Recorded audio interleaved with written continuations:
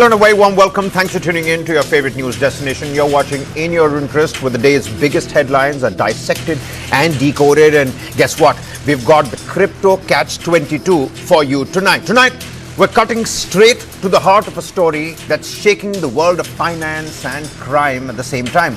The crypto industry's hidden flow of dirty money, totaling a staggering $28 billion. Imagine that. Billions stolen from everyday people like you and I, laundered through digital coins and funneled into the pockets of hackers, scammers, and worse. Well, let's start right here in India. A report by Indian Express and the International Consortium of Investigative Journalists reveals that authorities have flagged 27 crypto exchanges as hotspots for laundering stolen funds. Over the past year, they've tracked more than 623 crore rupees siphoned away through these platforms, which nearly affects 2,872 victims watching their hard-earned money vanish into thin air. One exchange alone handled over 360 crore rupees in suspicious transfers. And these aren't just numbers. They're stories of families in India tricked by online frauds, their savings routed borderlessly through crypto wallets before anyone can even blink.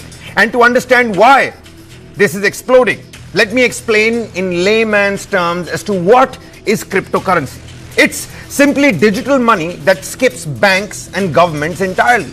It is only available online, moving from one unique digital address to another in seconds, and at the center of it all is the blockchain, a public ledger shared across thousands of computers worldwide where every single transfer gets recorded forever. Miners, you must have heard that term as well, which are powerful computers solving complex mathematical equations, check and approve these particular moves. Then they are added to these unbreakable blocks that chain together into this transparent yet anonymous trail. That's the catch-22 I'm talking about. It's instant, it's borderless, and once it's done, there's no one doing it, which makes it a dream for criminals and a nightmare for everyone else. Now, all right then, let's zoom out to get the global picture, and the scale is even more chilling because as per the New York Times' report, $28 billion in dirty crypto was poured into major exchanges, right from North Korea hackers pulling off massive heists, international scammers running schemes that lure victims with investment promises and extortion rings, demanding ransom in coins. Take Binance, for example, the world's biggest exchange. It swallowed over $1.3 billion in risky funds even after pleading guilty to money laundering charges, including ties to sanctioned groups. OKX raked in hundreds of millions more from flagged networks, and across Asia and Eastern Europe, shady cash out desks turned crypto back into cold hard cash with barely a glance at the IDs, processing over $2.5 billion last year alone. Exchanges pocketed $531 million from these particular desks just last year, all whilst the law enforcement continues to stumble. The US Department of Justice just shut down its key crypto crime unit, leaving prosecutors to chase individual users instead of platforms profiting from this entire chaos. $531 million in terms of profit for a platform. Settlements happen, fines get paid, but the dirty money keeps flowing because the system's built for speed. It's not built for your safety. And here's where it gets personal for some of the most influential names in America. US President Donald Trump and his family aren't just dipping a toe in crypto. They're diving headfirst. They've already launched the World Liberty Finance right before the 2024 election. The startup poised to make millions through a deal with Binance. Binance, yes, that same Binance. Trump publicly holds Bitcoin, Ethereum, and Dogecoin, and his tweets alone can swing their prices like a pendulum. The Trumps see crypto as family business gold. Remember when Tesla, under his ally Elon Musk, snapped up $1.5 billion in Bitcoin back in 2021, or when he called Dogecoin the people's coin, again a pendulum swing. Zero safeguard means hackers get a free for all in this Bitcoin rush. It's borderless crime meeting toothless enforcement, turning what could be innovation into wildfire of a heartbreak. Cryptos, a favorite for the darkest players out there. Fentanyl cartels wire payments in coins to keep their poison flowing. Terror groups shuffle funds without a trace. North Korean hackers cash in on stolen billions. Even human traffickers, that's right, human traffickers rely on anonymous wallets to move their blood money. In India, we tax crypto gains, but we have no real laws or oversight as well. No protection if an exchange crashes. No shield from scams that wipe out digital wallets overnight. Rules clash across borders. Decentralized finance laps regulators every time, and exchanges dodge the real-time checks, letting crooks exploit every loophole. So, if you're a crypto investor or user, how can you survive this minefield? Survival starts with staying smart. Store your coins in secure gold wallets. Guard your recovery phrases like your life. Skip public Wi-Fi for transfers. Always double-check addresses. Steer clear of hype-fueled schemes. And remember, if returns sound too good to be true, they probably are. But the big questions that we're trying to decode tonight, and mind you, we've got an esteemed set of panelists that are waiting on the other side. Should crypto exchanges face stricter oversight, or has the moment for effective regulation already passed? Will the promise of instant borderless finance ever be balanced by true safety and accountability? How are cross-border financial crimes evolving in the digital age, and how can India really respond? With us on the broadcast, soon going to be Raj Gopal Menon, Vice President, Wazir X, Suril N. Desai, crypto user and a lawyer himself, letting us understand what it really means to own one of those coins. I don't have one.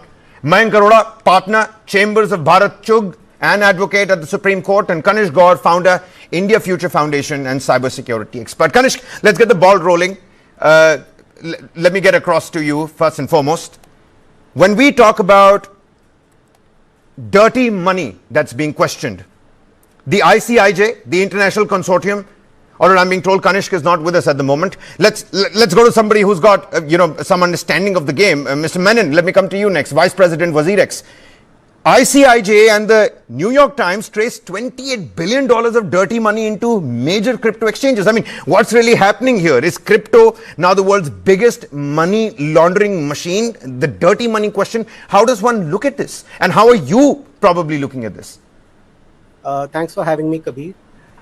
Your introduction and your simplification of crypto has made this really easy for everyone to understand. Many thanks, Mr. Menon. I must again take this time, and this is the right segue to point out that there's an entire team that's working behind this. Blockchain is not easy for one person to understand, and what I've just mentioned in the introduction is, of course, work of a major team of in your interest. Many thanks, Mr. Menon. Do go on. Yeah, so thank you for giving the guidelines as to how you can handle crypto responsibly. But I think I'll push back gently here. I will, just point your attention to what do you think is the biggest money laundering scheme in the world? It's Hawala. It's hardcore cash.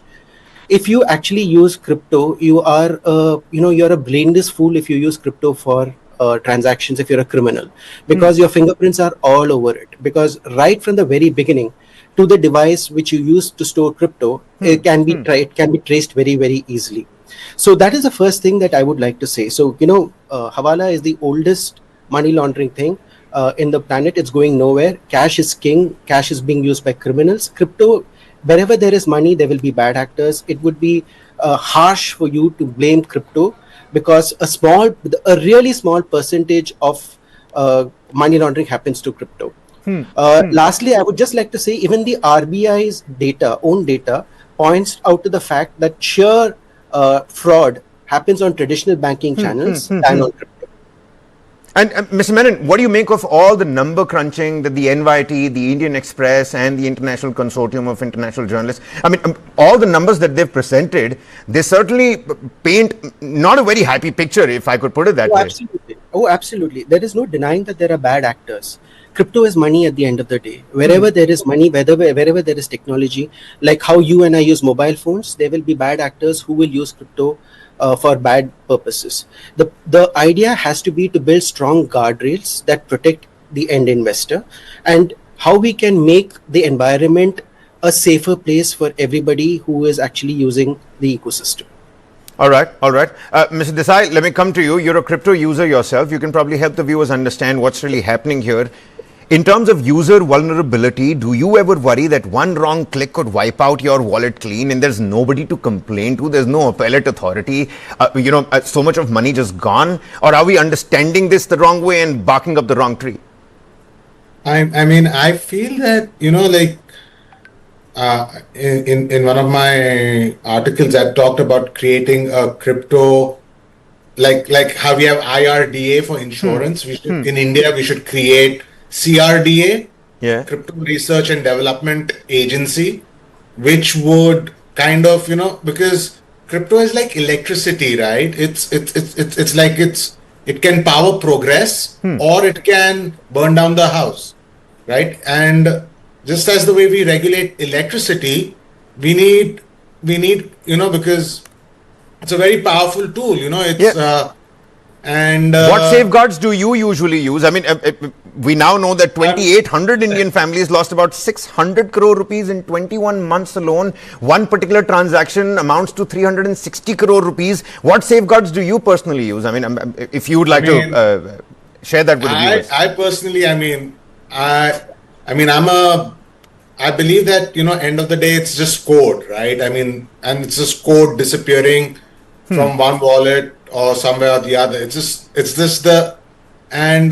We are entering this new era where we are looking at code as the new currency, whether it's your bank accounts or your crypto wallets, they're all just codes exchanging on the ledgers.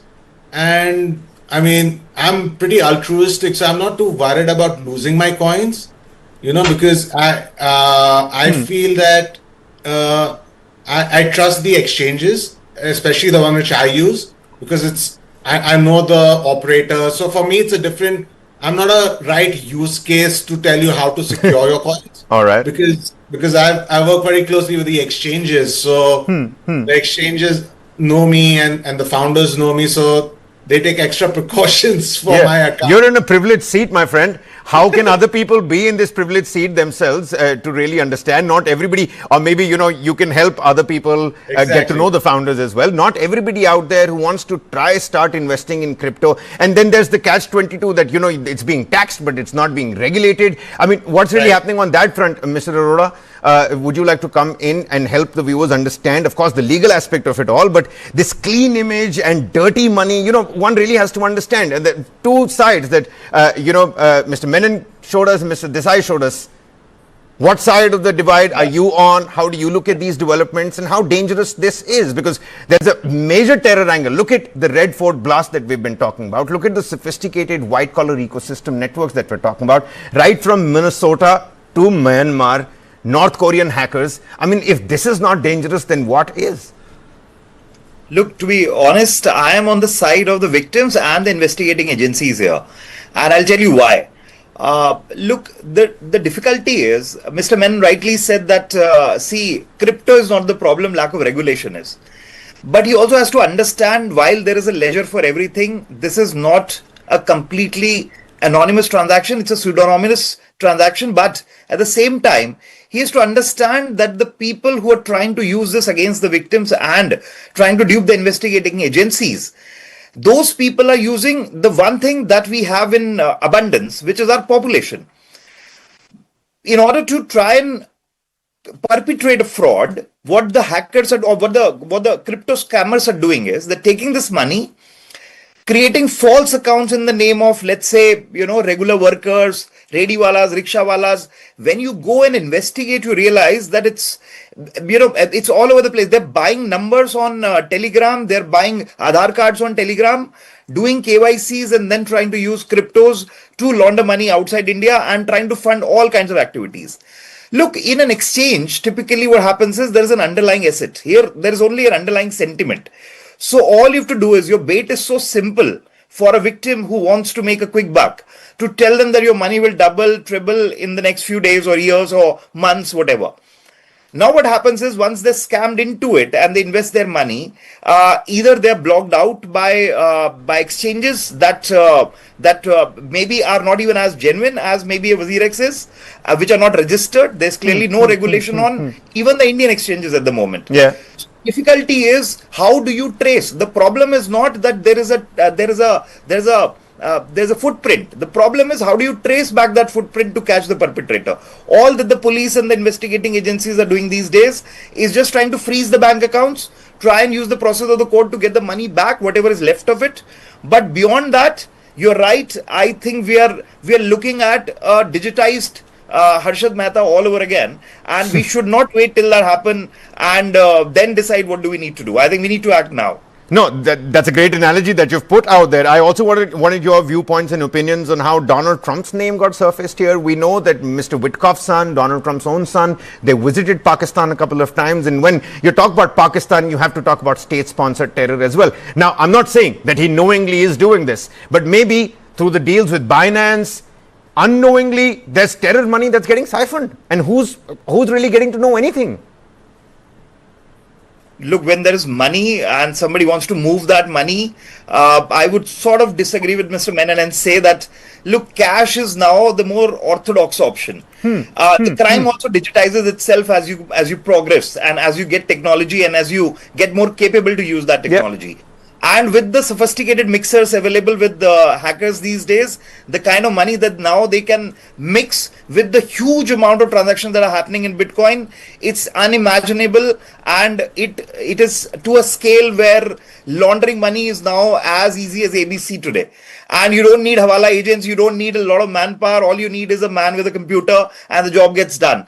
So I feel, without commenting into the details of it, I don't know what transpired behind it, why the name cropped up, but today anybody with large amount of money, good or bad, trying to move it, would want to look at a crypto exchange or crypto denomination to try and do that. Hamas, Al-Qaeda, ISIS, North Korean hackers, all traced back to using cryptocurrency. Kanishk, I can finally see you. Many thanks for taking out your time. How big is the national security risk for India over here? And we've been discussing all of this. Kanishk, what's your viewpoint? Is crypto the new Hawala? We've got various viewpoints over here. What's yours? See, crypto is the new Hawala, definitely. And by not regulating cryptocurrencies, India has created a massive national security risk. Because today cryptocurrencies, you don't know which is for real, which is for fake, which companies actually have a presence in India, how many coins are for real, where to invest. So the investors in cryptocurrencies, there is no mechanism, there's no redressal mechanism, there's no regulator. And 5% of the cryptocurrencies are fake. The rest of the 5% are typically used for embezzlement of money, for moving terrorist financing, for money laundering, for drugs, for arms and ammunitions. And there is no mechanism to monitor it, right? So you have to come out with a way where instead of banning something, create a mechanism for regulating it, right? So it's like an alternative market.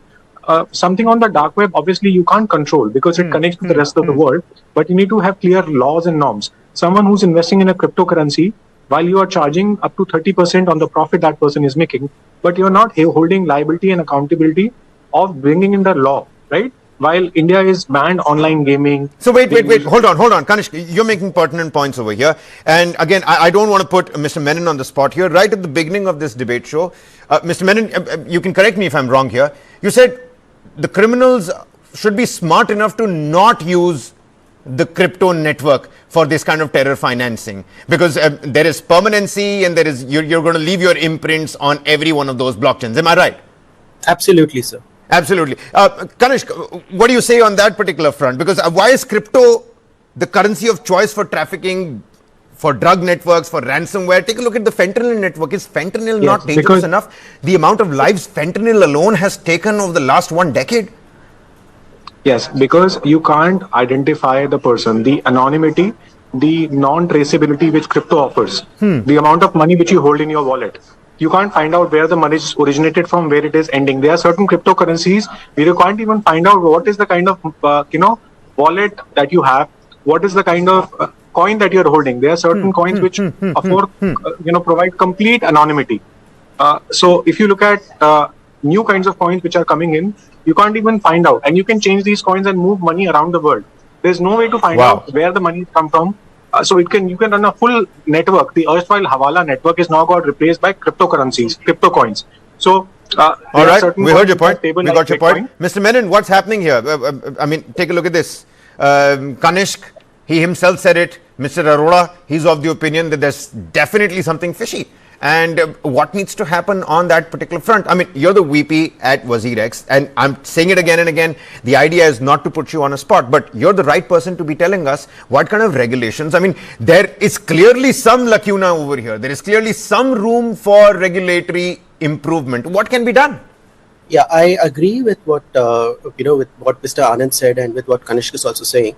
So just a couple of quick points. What we'll have to understand is that where people lose money are not actually in crypto. It's actually in WhatsApp scams. It's actually in trading groups. It's actually fake apps. It's actually fake foreign exchange currency exchanges. So those are the places. And how do they lose it? People say, okay, fine, this coin is out here. It'll just double when it gets listed on a prominent exchange like WazirX. So this is an old-fashioned investment scam at the end of the day. So people have to be a little, you at the end of the day, users, you said it yourself, you have to be very commonsensical about it. If the deal is too good to be true, it is usually too good to be true. Stay away from it. Now, with respect to what you're talking about, rules and regulations, yes, it is a gray area. You don't have an overseer like a SEBI, but you have an FIU India, which actively polices all the crypto exchanges in India. In fact, the FIU had banned a lot of foreign crypto exchanges simply because they were serving Indian customers and did not have a person sitting out of India to address law enforcement queries. So a lot of action, I agree, is happening, but it's happening at a not a fast pace. A lot of things can happen, and I'm sure over a period of time regulation will come into place where users will be protected even more effectively. No, but what happens to the people who've already lost their money? Can I come in here on this? Yeah, can I just come in here? Just a second. Just a second, Kanesh. Just a second, Kanesh. I've been shared, an article. It's from the 18th of July. It's on the Hindu. It says a year after a cyber attack on WazirX. And again, this is not about putting you on a spot, sir. I'm saying even if the platforms are cyber attacked, then what happens to the money? I mean, is any of that money insured? There are so many loopholes. I mean, I want to make a lot of money. I want wealth creation as well. But I'm still so scared of, moving any of my money, even 2 rupees on crypto. Oh, absolutely. I would completely agree with you, Kabir, here. It's a very volatile asset.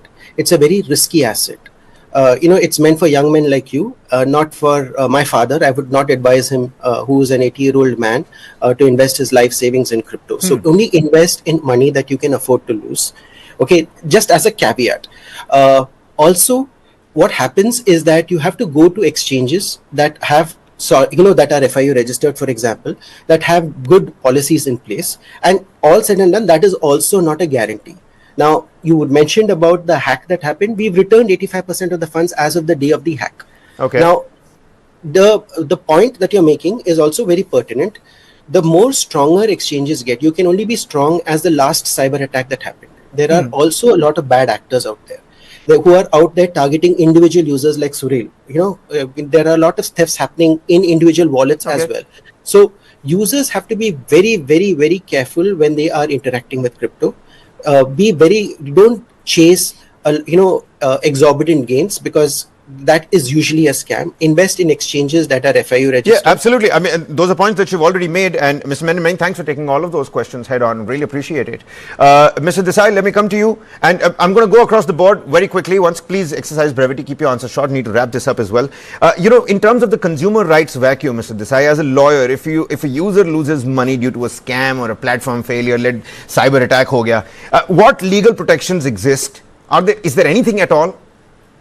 I mean, currently, there isn't any real regulation for this, and so you better have founder friends like you do to make sure this happens. No, but what I'm saying is that's why we really need to look at this industry, in a very, we are looking at it as an obstacle, but we should change our perspective and treat it as innovation. And when internet first started, it was full of scammers, right? I mean, all these .com scams, and there was all these quick rich, and that's an inherent problem of capitalism, right? If you think about it, that people want to make money and they want to make profits, and so because of that, you get all these scams and people want to get rich. So, I mean, I think the government can really help this industry to grow and flourish it, but because there is this aversion to it, it's like if you fear something, you see something. But if you say that this technology is here and there is no way we can, the genie is out of the bottle. No, you're absolutely right. I just feel this is not societally wholesome. The exercise is not for the society at large. It seems like this is some coy scheme to make the rich even more rich, and you don't really necessarily get the societal aspects out of this. I'm being told I've completely run out of time here. At the end of the day, many thanks, and it's important that we keep on having this discussion. Many thanks to all of you for taking out the time. You are the right voices. We've got a user, somebody who's got some teeth in the game, and the two people who are very appreciative of the international consortium and what they've done with this entire journey. At the end of the day, crypto isn't the villain. The dark money hiding inside it is. But is it being regulated? From North Korean hackers to neighborhood scammers, from terror network laundering funds through crypto to cash desks, from presidential endorsements to toothless regulations. The risks are real, and they are already inside your wallets if you are on cryptoware. So here's my limited take after this entire discussion. Invest only where there's oversight. Trust only what you can verify. And remember, in crypto, one wrong click can bankroll a scammer or even a terror cell. There's a lot more that the regulatory authorities need to do over here. I'm Kabir Naqvi. This was In Your Interest. Many thanks for watching.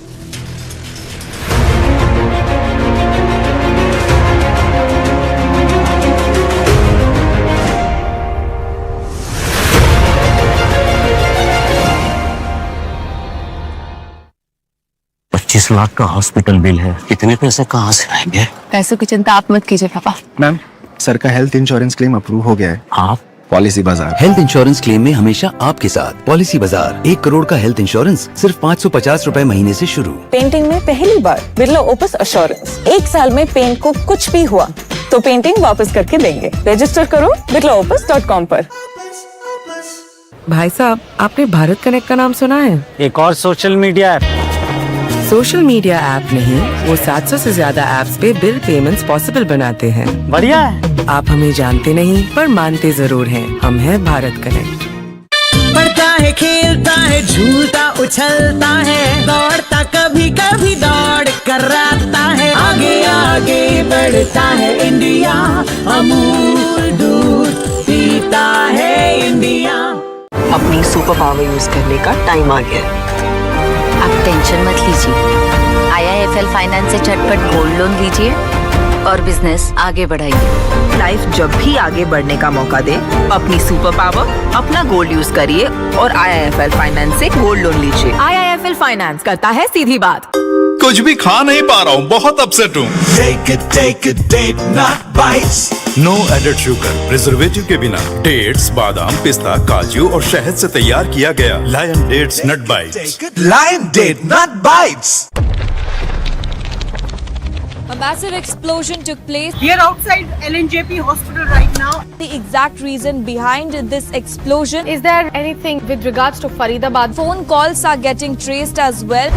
The location in Faridabad. Whether this was a blast as a result in which the explosion has taken place. Of a homemade bomb. The strength of the explosion. They in fact busted it. Car has been registered Nadeem in Haryana. The car still belongs to the initial owner. There are nearly 15 people who are injured. Damage, the severity of the explosion. News9 has accessed crucial details. We don't know what the connection to Mohammed Umar is. The suspect, Umar, is visible in the CCTV. What were they planning to attack? We continue to bring you all those details here from Red Fort.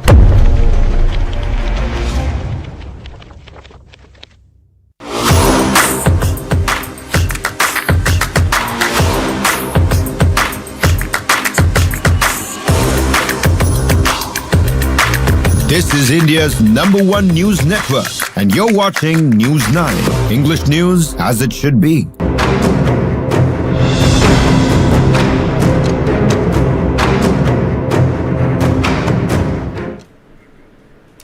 Well, ladies and gentlemen, we have been following the Delhi terror attack probe very closely, bringing you all the details. But our focus right now is trying to decode just the entire white-collar terror module.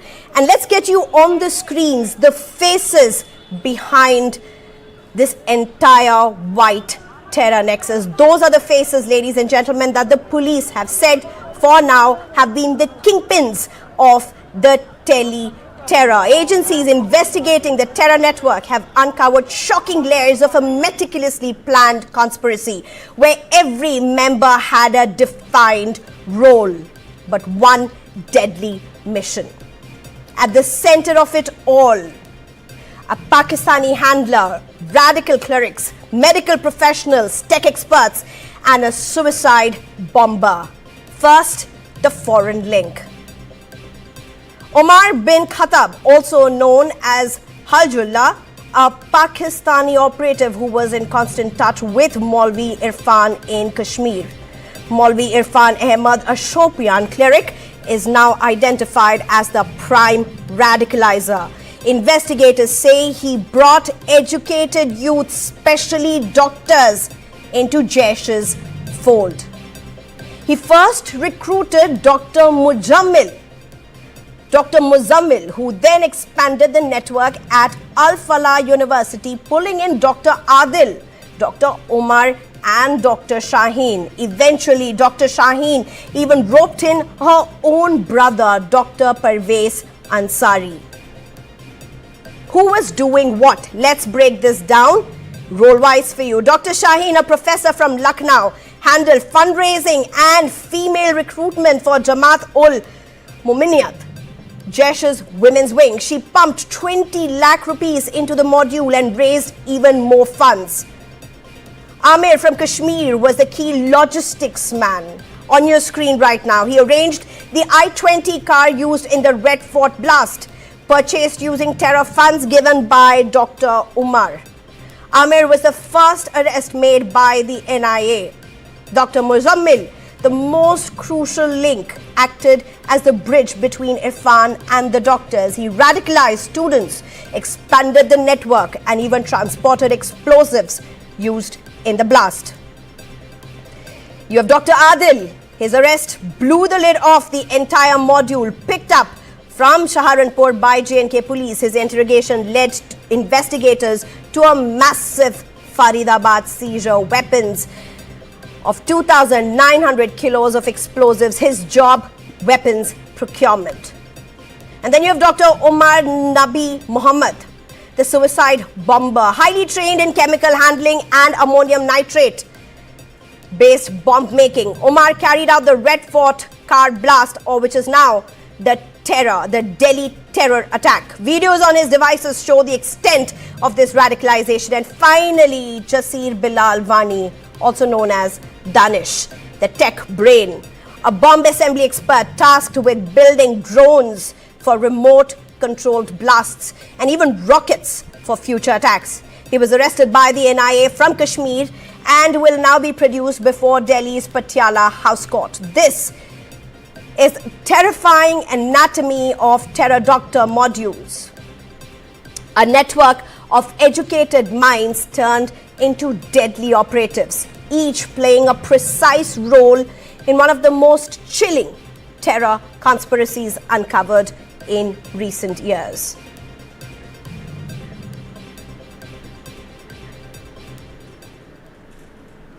While a major enforcement operation has unfolded across Delhi NCR today, as central agencies conducted coordinated searches at more than 25 locations linked to the Al-Falah group. Investigators are focusing on suspected financial irregularities, including shell companies, accommodation entities, and possible money laundering routes. Early findings reveal 9 companies registered at a single address, with officials flagging classic shell company indicators, which are no physical offices, no utility usage, and no EPFO or ECIC filings, despite the scale of operation claimed on paper. Action intensified on the ground as Haryana crime branch teams, along with senior officials, including the state DGP, reached Al-Falah University in Faridabad. Parallel searches were carried out at the group's office in Okhla by another central agency. Meanwhile, Delhi police has summoned the university administration seeking funding details, student and faculty records.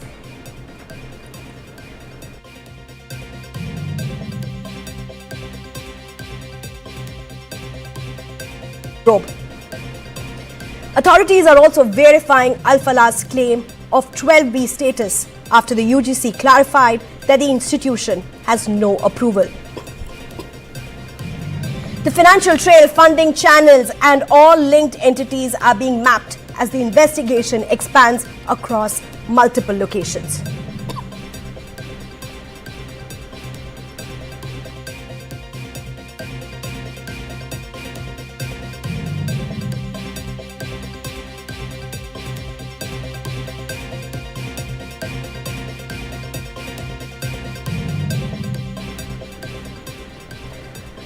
Well, let's move on for now. Jasir Bilal Wani, a key associate of the Red Fort car bomb blast accused Umar ul Nabi, has been sent to 10 days of NIA custody by the Patiala House Court.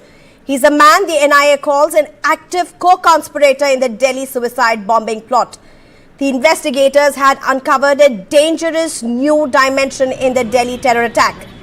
The white-collar terror module behind the November 10 blast was not only planning a car explosion, they were also working on weaponizing drones and building rockets ahead of Delhi attack. According to the National Investigation Agency, this attempt mirrors tactics used by groups like Hamas, which deployed drones as a key weapon during its October 7, 2023 attack on Israel. The NIA made this discovery after arresting a second conspirator, Jasir Bilal Wani, also known as Danish from Srinagar. He allegedly provided the technical expertise to modify drones and develop rockets. Danish, a resident of Anantnag district, worked closely with suicide bomber Umar ul Nabi.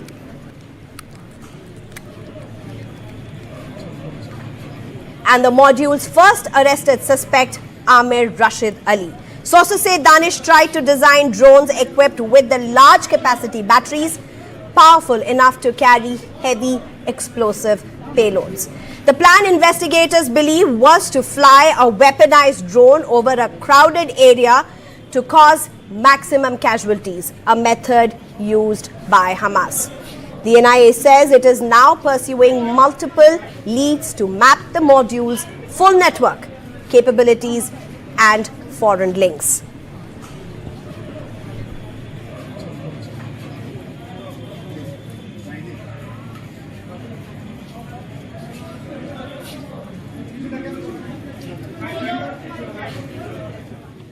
In a significant development in the ongoing investigation into the November 10 Delhi car blast, an image has emerged showing Dr. Shaheen Saeed and Dr. Muzammil together at a car showroom purchasing a Maruti Brezza. According to officials, the vehicle was bought on September 25th, more than a month before the deadly explosion near the Red Fort that killed 13 people and left several others injured. The photograph, now part of the investigation dossier, shows Shaheen Muzammil standing inside the showroom as the paperwork for the Brezza purchase was being completed.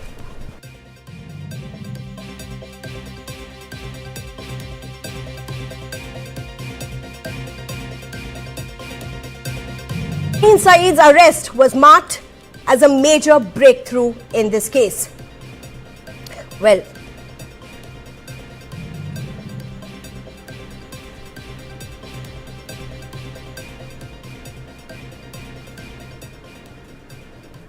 talking tough against terrorism, External Affairs Minister Jai Shankar urged world to display zero tolerance policy at Shanghai Cooperation Organization Summit. Underscoring that India has the right to defend its people against terrorism and will exercise it, Jai Shankar said that there can be no justification, no looking away, no whitewashing of terrorism.